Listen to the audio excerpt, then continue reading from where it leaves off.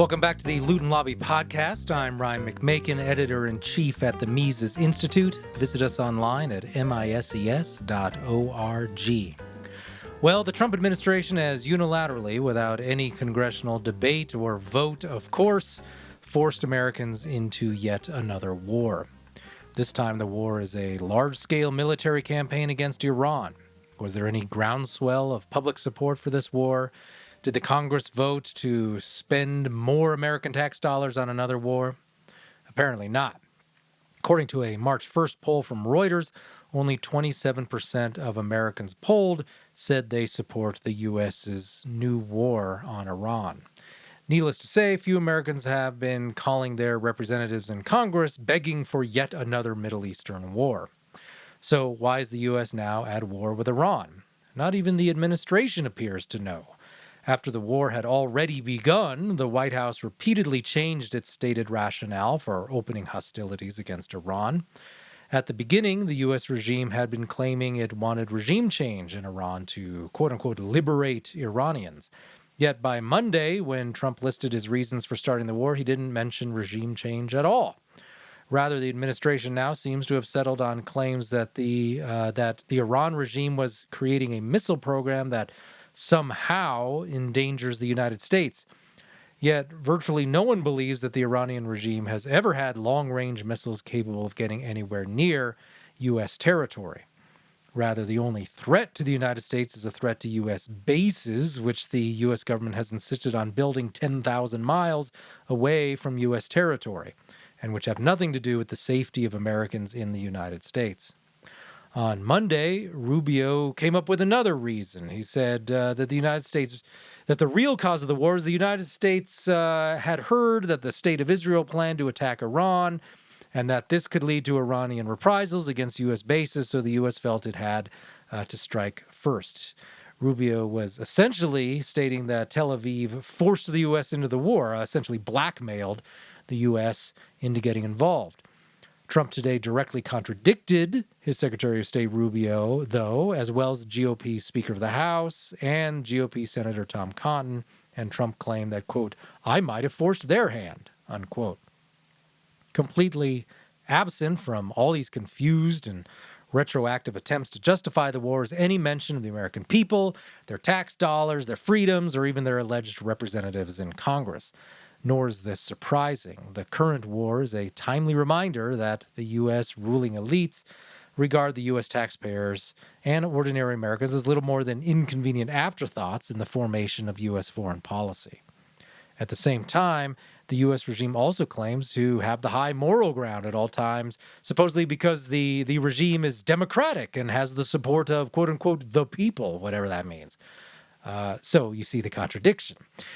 Indeed, the Trump administration overall has helped make it abundantly clear that U.S. elections and public opinion are almost completely irrelevant to foreign policy.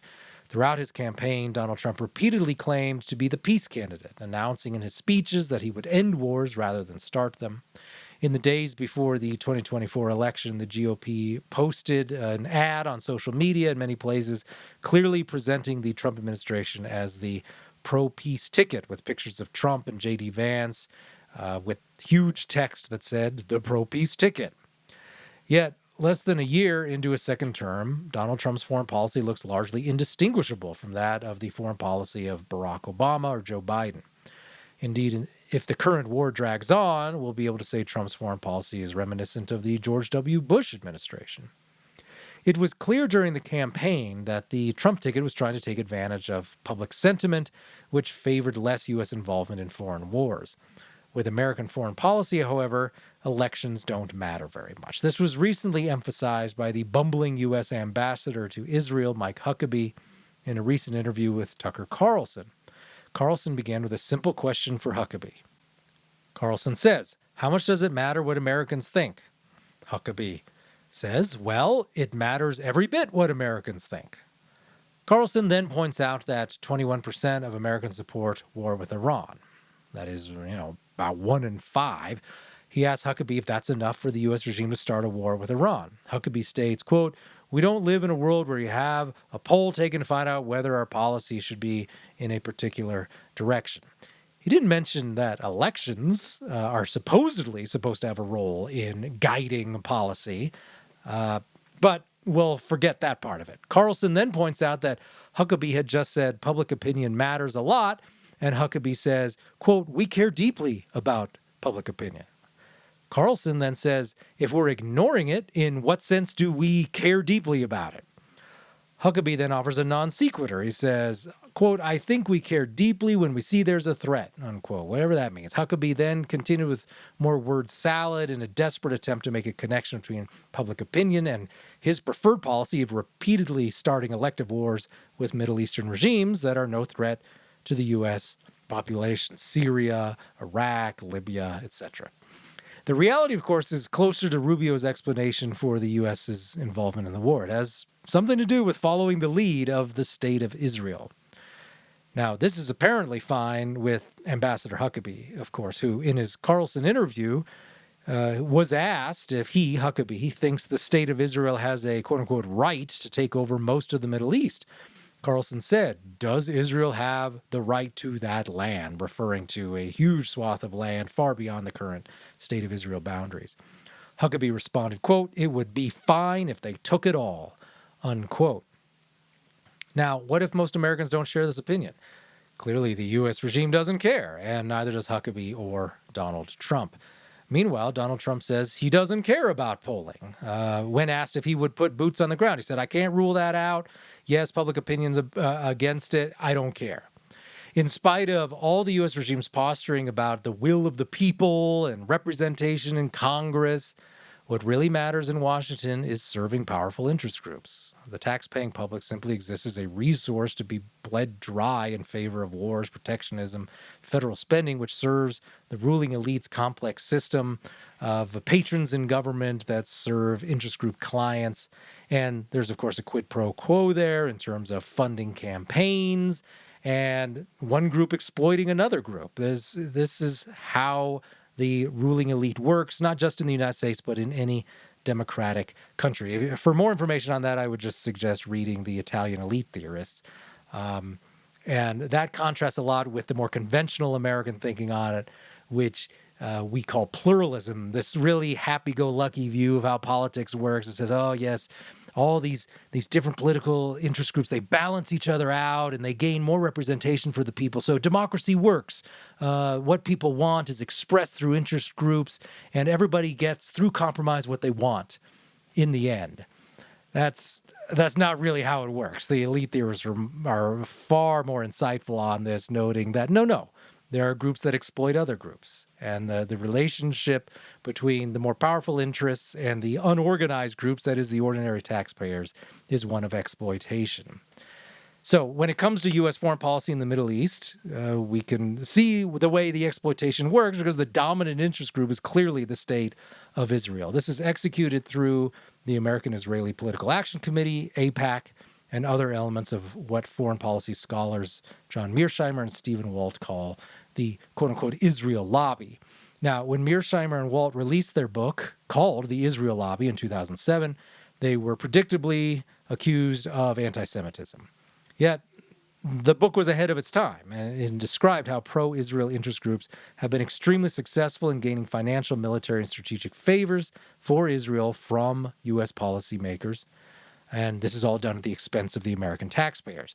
The result has been an American foreign policy elite that overwhelmingly favors incessant foreign intervention in favor of a foreign state, that is, the State of Israel, regardless of any concern for the cost borne by Americans or the potential for drawing the U.S. into broader conflicts that do not in any way increase the security of the people actually inside the United States. In 2007, the Israel lobby, that is the book, seemed controversial to many. In 2026, it is merely a statement of the obvious. The U.S. foreign policy is tailored to favor certain interest groups rather than the interests of ordinary voters. This, however, is how all interest group politics works. The voting public doesn't matter very much, and it hasn't mattered for a long time. This is shown in empirical studies that have tried to find a connection between public opinion and actual policies favored in Washington. The connection is tenuous at best. For example, in a 2014 study by Martin Gillens and Benjamin Page, the authors note that when it comes to, quote, impacts on U.S. government policy, average citizens and mass-based interest groups have little or no independent influence, unquote. They then go on to note that, quote, the preferences of economic elites have far more independent impact upon policy change than the preferences of average citizens, unquote. This can be seen in Trump's own fundraising, given how one of his biggest donors, billionaire Miriam Adelson, is notable for an extreme pro-Israel position.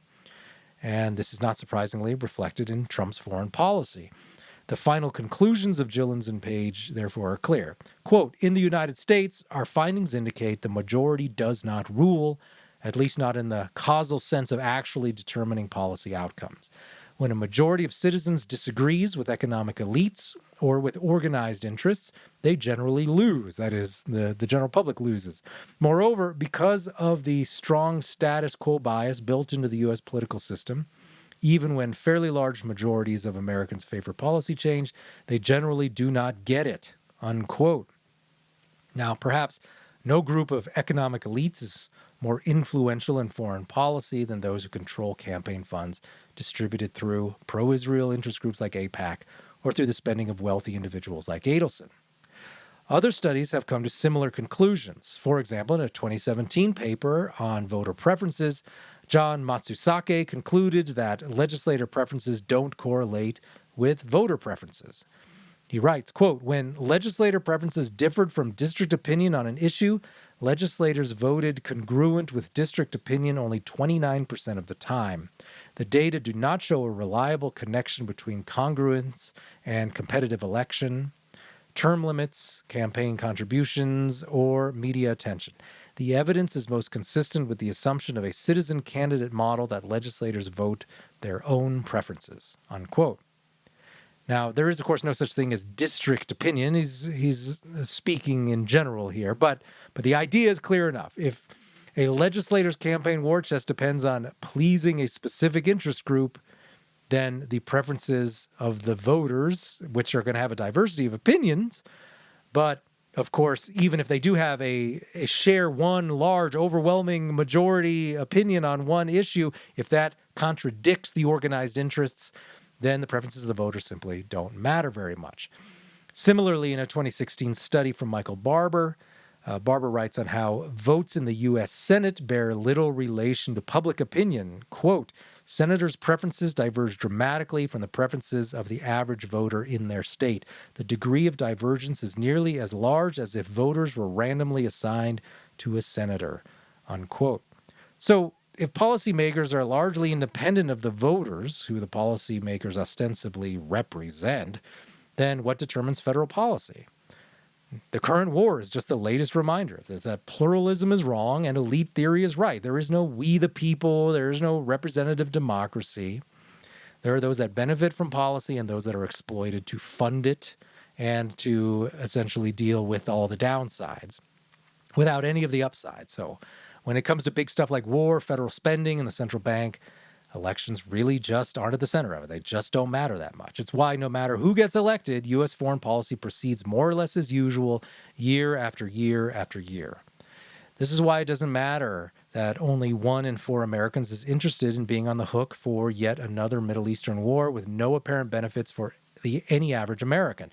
This is why the administration continues to engage in shifting claims about the origins of this conflict, nor do they offer any solid goals about where the conflict should go or when victory can be achieved. The administration knows that claims about Iran being a threat to the American people are not tenable and are on the same level as claims about Iraqi weapons of mass destruction. Nor can the regime just come right out and say, well, our pro-Israel funders told us to fight Iran. They can't do that, so we have Rubio telling us the war was a preemptive strike against potential blowback from a U.S.-funded Israeli strike on Iran. This meandering explanation is already falling apart, which is why Trump now denies it. In the end, the regime doesn't even really need to keep up with a plausible explanation, though. The political fallout will settle largely on the current administration, and this will have little effect on the real governing elite, which is going to maintain control over foreign policy regardless of which party is ostensibly in power. Thank you for listening to this episode of the Loot and Lobby podcast. We'll be back next time, so we'll see you then.